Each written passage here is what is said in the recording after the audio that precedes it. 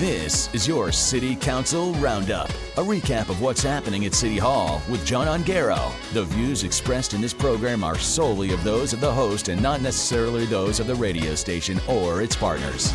10 minutes after 8 o'clock, and look who's back. City Manager John Collin, good morning, fine sir. Good morning, and it's great to be back. Nice to have you here in these fancy new digs. You're our second guest. Sorry you got trumped yesterday about that. You're all right. Listen, this is a busy week. We were just talking off the air. I have a small amount of disappointment, but a bunch of gratefulness because budget deliberations, budget talks start this week with the financial outlook tonight, and a very different schedule as far as how this budget is being not only presented to the community, but presented to council too. So we only see 3 meetings on the agenda.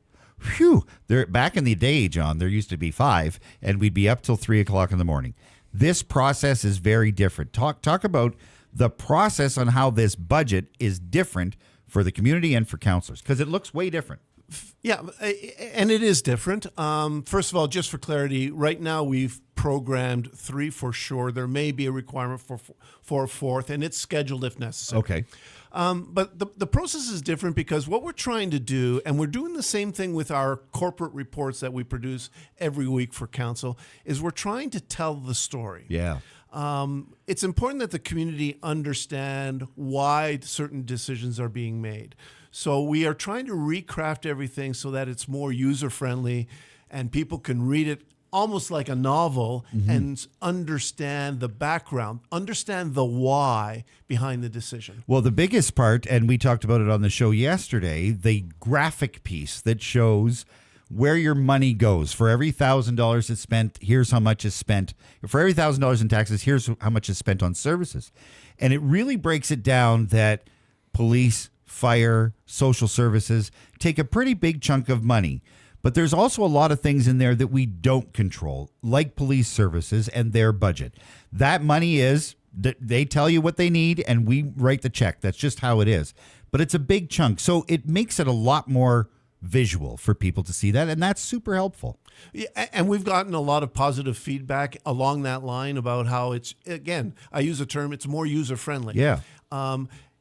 And I'm going to repeat myself. It's all about making sure people understand the why behind the decisions that are being made. In the past, in these budget meetings, things got very tense. Things got very tense because they went through the budget process nickel by nickel at times and really picked apart certain services or certain costs or those kinds of things. How is the process changed when you present this to the council this week? Well, first of all, we need to understand that the budget is the main decision tool of council. Mm-hmm. They have to make sure that they're comfortable with it, because once I get it as city manager in its approved form, we launch. We're gone. Right. So they have to be comfortable. So they have to ask the questions that make them comfortable. What we've tried to do is package it in a way whereby we don't get into the dollar by dollar details, right, because that's simply not required as a strategic level board of directors, which is what a council is. Right. They have to be comfortable with the overall direction, that we're satisfying their priorities and that we're satisfying the needs of the community. Now, when they in these meetings, if they start to get into these things, do you have a response to kind of, because what ends up happening is that I specifically remember a counselor a couple of terms ago talking about the amount of paper that we bought and the cost of that. We're talking about things that don't matter on the big scale. Do you have a way of guiding them into conversations that we don't need to get into those kinds of details? Let's talk about the bigger picture. Well, we have a role to play as administration to try to keep things on track and keep the discussions on point. But at the end of the day, again, council makes the ultimate decisions on the budget. Right. They have to feel comfortable with it. So if they want to go into certain areas in depth, then we will go into certain areas in depth. What about when they want to bring things to the table that you hadn't planned for? Do you anticipate every year there seems to be a pet project of some kind that has a price tag attached to it that shows up at budget time. Do you anticipate that happening this time? I really don't know. We were given a mandate of bring a budget in under 3.8%. We fed that in as a recommendation. They turned it around as a mandate to us. We're coming in at 3.7%. I don't know if there will be an appetite on behalf of individual members of council. I've not spoken to any of them. We have these discussions in council chambers to be fully transparent to the public.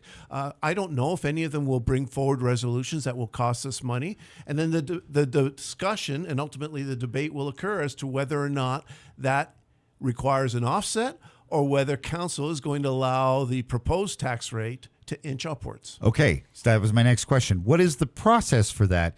We were talking off the air. You said about $2 million that's added to our budget will work out to about 1% or so as far as the tax levy goes. They're going to have to come up with a lot of things to come up with $2 million. But what if they do? What if there is a chance that this goes over 3.8% and that's the city's mandate? What happens next? Well, then it's the will of council. If a member puts resolutions on the floor that cause the tax rate to go up, then council as a whole needs to decide whether they're supportive of it or not. Okay. And if they are supportive of it, then the tax rate will go up. For sure. So in the past, there have been some fairly significant cuts at budget time for things that people like, services that we're used to or otherwise.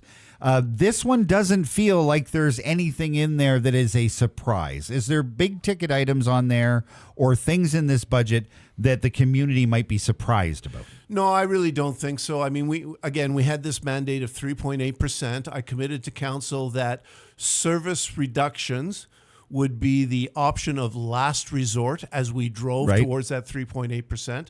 We've done no significant reductions in services anywhere. Certainly nothing that the community would ever even notice. What about changes to user fees and things of that sort? Golf and complex and those things. I sound like a broken record, 3.8%. If we're increasing user fees because it's the right thing to do, because we're not charging enough, or there's inflationary measures, we limited it to 3.8% across the board. In this budget, there are some significant big ticket items. One of them being Victoriaville that's underway. That's part of the budget from last year. And then into this year, $17 million. There's lots of those pieces. But there are also some big ticket items on the horizon. I don't want to get into a debate with you about the turf facility because I agree with the turf facility. I don't agree with the price. The price tag for that is built into this budget, is it not? Well, actually, that budget has already been approved. So the couple of examples that you cited are infrastructure, so they're capital. Okay. The capital budget was introduced before Christmas and passed just before Christmas. Those are done. Those are done. The discussion is over on those. Now we're really into the operating costs. Okay, so the operating costs going forward don't include things like, what if the police come knocking for a new headquarters this year, next year, whatever else?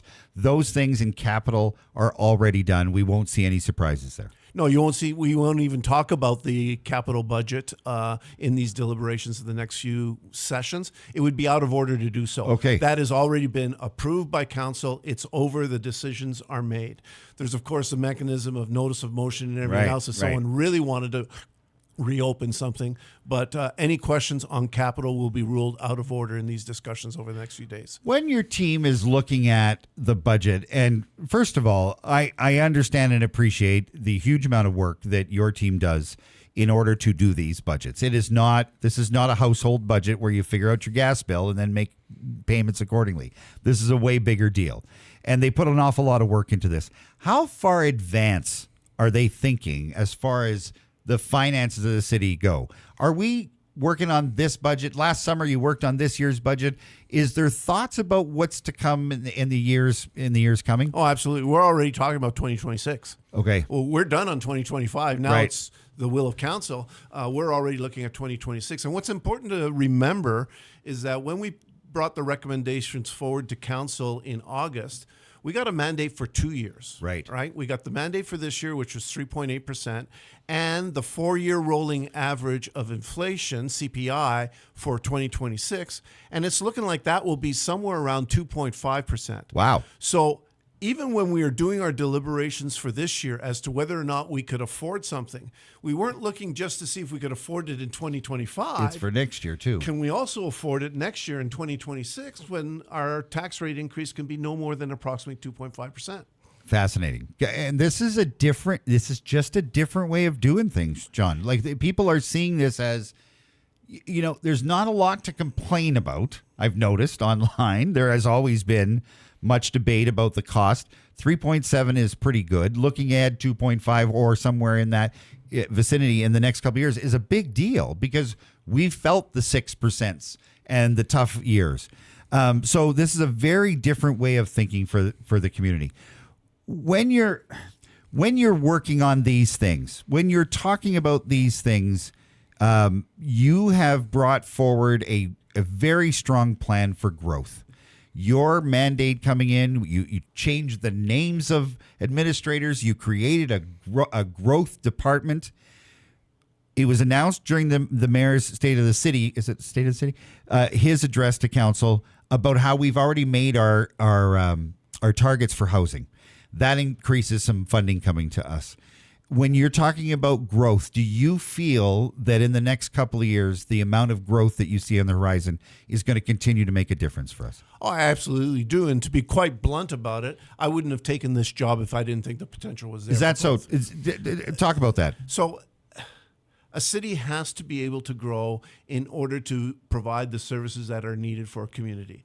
If you don't grow, if you don't even keep up with inflationary pressures, every year you have to shave the ice cube a little bit. Right. I'm not interested in being a city manager in that organization, certainly not over the long haul. Okay. There's incredible potential for growth here. I think we should harness it and take advantage of it. People have asked me, do you ever see a situation where there would be a tax decrease? Probably not in the near term, but again, if you grow properly, and it's smart growth, and it would be in a complete other session to talk about what smart growth is all about. If you grow properly, you get the extra money you need to provide the services that the community wants. Right. And I can see a situation where instead of our target being inflation for the tax increase, that it's something less than inflation for the tax increase if we get the growth that we need. Let me ask you this, and I know you're very good at this. You may not be able to answer it or won't. Why haven't we seen this before? Why is this new agenda of growth and seeing this growth not been in front of us before? You said this is one of the reasons you took the job, but in years past, in budgets past, we'd heard about declines and declines and declines and nothing about growth. But now all of a sudden it is something that we're focusing on. Well, first of all, I don't think anybody before me did anything wrong. Agreed. And I want to be quite clear about that. Yeah, agreed. The tax increases that this community experienced over the last few years can be very much attributed to the huge, massive inflationary pressures that we received because of COVID. Yeah. And the loss of revenues because of COVID. All right. Nobody's done anything wrong, but I think we're getting to the point where there's a combination of factors that really set us up for the potential for growth. It's there. It's tangible. We can feel it. And also the requirement is there. So I think it's just the right time to really be focused on growth. You picked a good time to take the job. Yeah, I think I did. Yeah. So there is a lot, when you drive around town and you see the amount of buildings going up and projects and some of the new businesses, there is a lot of hope. You do feel a change. Let me ask you this just to wrap it up, because there has been all kinds of talk over the mining boom that's in front of us that we've been hearing about for 10 years, and all kinds of great things that could be happening in industry coming here. Does the city have a plan to better welcome these big businesses to come here and try to recruit them, whether it be the Ring of Fire businesses or otherwise, those are the things that are really going to boost our growth when a factory shows up? There was a plan a company put out a little while ago about a plan for a lithium plant of some kind on the waterfront near Bear Point. These are the kinds of big projects that people get excited about, but it doesn't seem like there's much happening. What is happening on the city side to promote these businesses to come here and with us? Well, I'll start by saying there's already a lot of good work going on in the CEDC, within the municipal team, to go out and get business to come to the city of Thunder Bay. The notion of build it and they will come is a fallacy. We've got to go out and get You got to get them. So And you have the right people that are, there's a strong team there of very smart people that are talking to the right people. Absolutely. So that's already going on. But what we have created is what we call Task Force Growth. It's all sorts of CEOs from different organizations, academia is involved, the municipality, CEDC, the chamber, the BIAs, we're all involved. This task force is sitting down and writing a solid plan as to, no kidding, here are all the action items we should be doing, here's who's responsible, and here's the outcome we want. And we're putting all of that together so that way an overused word, we get as much synergy as we can from all the various groups and organizations and stakeholders. So that's going on. I'm pretty optimistic that over the next few months to half year, there's going to be some really cool announcements made in Thunder Bay. That's encouraging. And I'll just leave it at that for now. sure. Yeah, I didn't think you were going to give us details. Not at all. This is the last place you'll get details. But that's encouraging because every time we hear one of these announcements, there's a boost. You know, the things that would happen with whether it be streetcars at the plant or the mills, there's been a lot of doom and gloom. And so these kinds of projects really boost the morale in the community. Well, let's take a look at Alstom, for example. Yeah. Just received a $500 million Huge. Contract, which will keep them going for at least another 5 years. Yeah. It's things like that we need more of in the community. And I don't want to be a Debbie Downer. The one thing that we just cannot control at all is the impact of what's going on in the United States right now, and whether that is going to result in some sort of recessionary pressures here in Canada. So we're watching that very closely. Have you thought about the impact specifically to Thunder Bay? We already know some of the impacts to Thunder Bay. I will share with you, we lost one potential large manufacturing company because they just can't make the numbers work if tariffs come in. So that is going to be something that we will have to watch very closely moving forward. There's a lot of variables in front of us, but every time you come in here and we talk about this, I feel a little bit more rejuvenated when it comes to long-term thinking and planning. And so congratulations to you and your team for putting this together. Coming under the mandate is one thing, but really spurring some positive discussion about the things to come is a really big deal, and you should be thanked for that because it's a big deal for us. And I want to say it's not me. It's the entire team. Everybody has bought into this. It was a tough slog to get to 3.7, but people knew it was important to do, and we got there. Yep. Your team is going in the right direction, so congratulations. City Manager Collin, thank you for this time. When are you coming back? Next time you want to talk about boating, how's that? Boating. It is 107 days, before, by the way, before the marina opens.